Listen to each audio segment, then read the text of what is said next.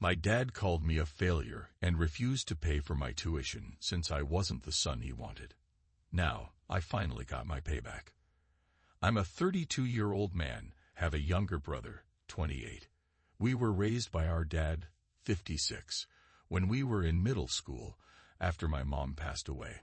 My brother was Dad's golden child. So, Dad always favored my brother over me.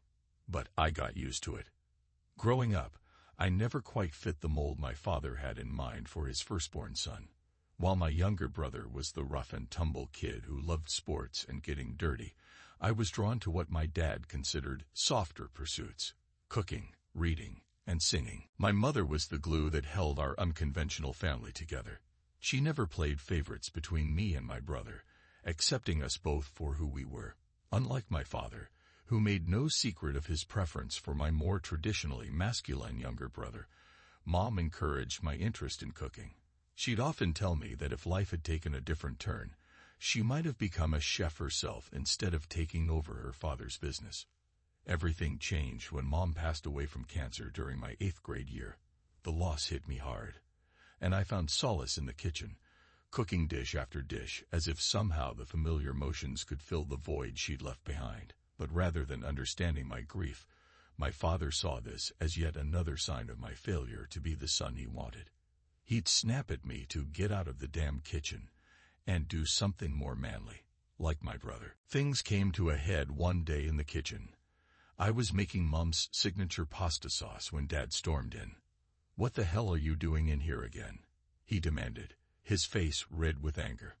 "I'm cooking," I shot back, tired of apologizing for something I loved. "Is that a crime?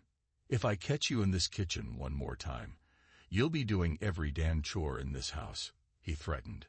"Why can't you just be normal like your brother?" Something in me snapped. Years of hurt came pouring out. "Because I'm not him. I've never been him. And you've never loved me because of it." He didn't even hesitate. "You're right. I haven't." Those 4 words confirmed everything I'd felt for years. They hung in the air between us, making the kitchen feel colder than it ever had. That was the last real conversation we had for years. I retreated into my room, throwing myself into studying recipes and listening to music, determined to make my culinary dreams work. Not just for myself, but for Mom's memory too. When college application time rolled around, I took a shot at several top culinary schools, including one of the most prestigious programs in France. I'd secretly interned at a local restaurant that summer, earning a glowing recommendation letter that helped me get accepted to several schools. I was thrilled but nervous about asking my father for permission and financial support. When I finally worked up the courage to tell him about culinary school, we were sitting at the dining room table, the same table where Mom used to serve her amazing Sunday dinners. "I got accepted to Le Cordon Bleu," I said, sliding the acceptance letter across the table. "In France." Dad barely glanced at it. "No." "What do you mean, no? This is one of the best culinary schools in the world." "I mean, I'm not paying for it," he said flatly. "Your brother's already struggling with his grades. The last thing he needs is to see you succeeding at some fancy school in France." I couldn't believe what I was hearing. "So I should hold myself back because he's having trouble." "I don't want you competing with my son," he said coldly, as if I wasn't his son too. That was the final straw. After a huge fight where years of hurt came pouring out, I left home and moved in with my maternal aunt. Unlike my father, she believed in my dreams. Despite not being wealthy herself, she rallied her friends to help cover my tuition. I worked part-time through school to make their investment worth it, graduating as one of the top chefs in my class. My first job was at an upscale French restaurant, where I sent half my salary back to my aunt to repay her faith in me. After several years in France, I returned home with enough savings and experience to start working toward opening my own restaurant. I landed a position as head chef at a local establishment while planning my future venture. Finally, after years of hard work and preparation, everything fell into place. 2 friends from my culinary school days joined as co-owners, and we opened a restaurant named after my mother. her beautiful, uncommon name serving as a perfect tribute to the woman who first inspired my love of cooking. For our pre-opening party, I invited my aunt and all the friends who'd helped fund my education. I didn't invite my father or brother. We hadn't spoken since I left home, and they'd never shown any interest in reconnecting. But they showed up anyway, arriving an hour early and talking their way past security by dropping our shared last name. Their sudden appearance after years of silence left me speechless. Dad stepped forward, holding a large wrapped frame. "Son," he said, his voice unusually warm, "we brought you something special." He unveiled a portrait of Mom, her gentle smile captured perfectly in oils. "I had it commissioned for your restaurant. I always knew you had it in you." My brother chimed in, "Yeah, bro, we're so proud of what you've accomplished here. This place is amazing." The compliments felt wrong. Like a wool sweater in summer, it didn't take long to find out why. "Listen," Dad said, putting his arm around my shoulder like we were close. "Your brother's been having a rough time. That bartending job isn't really working out." "What Dad's trying to say," my brother interrupted, "is that we should work together. Make this a real family business. Make me a partner." I looked between them. Dad's practiced smile, my brother's eager face, and finally understood why they'd shown up after all these years. "A partner," I repeated slowly. "After everything that's happened, you show up here wanting to be partners." Instead of immediately refusing, I saw an opportunity for some well-deserved payback. I told them I'd think about it, and invited them to stay for the party. As our guests arrived, I watched them work the room, bragging about me as if they'd supported me all along. When it came time for the host's toasts, I saved myself for last. I started by thanking our guests and raising a glass to my mother, acknowledging how her early belief in me had carried me through even after she was gone. I thanked my aunt and her friends for funding my education when my own father wouldn't. Then, with my father and brother in the audience, I told everyone exactly why I'd needed their help, how my father had refused to pay for culinary school because he was afraid I'd overshadow his favorite son, how they'd both mocked my feminine interests throughout my childhood.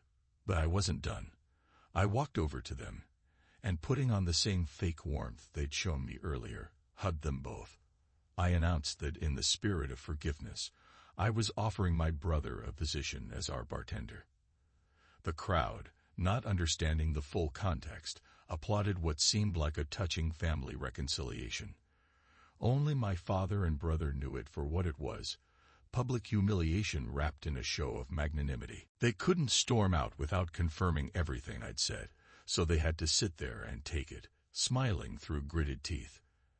After the party, they confronted me outside, demanding to know why I hadn't just turned them away if I never intended to make my brother a partner. I laughed and told them this was payback for years of emotional abuse and neglect. As I drove away, I could hear my brother crying about how cruel I'd been, and my father shouting that I'd regret this.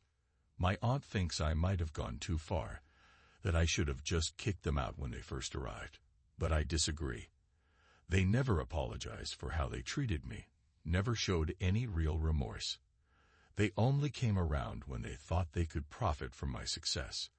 The humiliation they experienced was nothing compared to years of being made to feel worthless by my own family. A month later, they tried one last desperate move. They showed up at my house, threatening to sue me for using my mother's name for the restaurant. I called their bluff. No lawyer would take such a ridiculous case. My brother lost it and tried to grab me, but my father held him back. Then my father tried emotional manipulation, saying my mother would be disappointed in me. "Don't you dare," I said, my voice shaking with anger. "Don't you dare use Mom to manipulate me. She wouldn't have wanted her sons fighting like this," Dad insisted. "You don't get to tell me what she would have wanted." I exploded. Where was all this concern for Mom's wishes when you were crushing my dreams? When you were telling me I wasn't man enough to cook? She would have been just as disappointed in how you treated me all these years. My father stepped back, looking like I'd slapped him. "Mom believed in me," I continued, quieter now. "She supported my love of cooking. And I know, wherever she is, She's proud of what I've accomplished, despite your best efforts to hold me back. Now my restaurant is thriving, and we're looking to expand. Sometimes the best revenge isn't getting even, it's succeeding beyond anyone's expectations, especially those who never believed in you in the first place. The whole experience taught me something important. Family isn't just about blood relations. It's about the people who believe in you, support your dreams, and help you achieve them. My aunt and her friends became more family to me than my father and brother ever were. They invested in my future when my own family wouldn't, and their faith in me proved stronger than any biological ties. As for my father and brother, I don't waste energy hating them anymore. Their actions at my restaurant's opening showed me they haven't changed.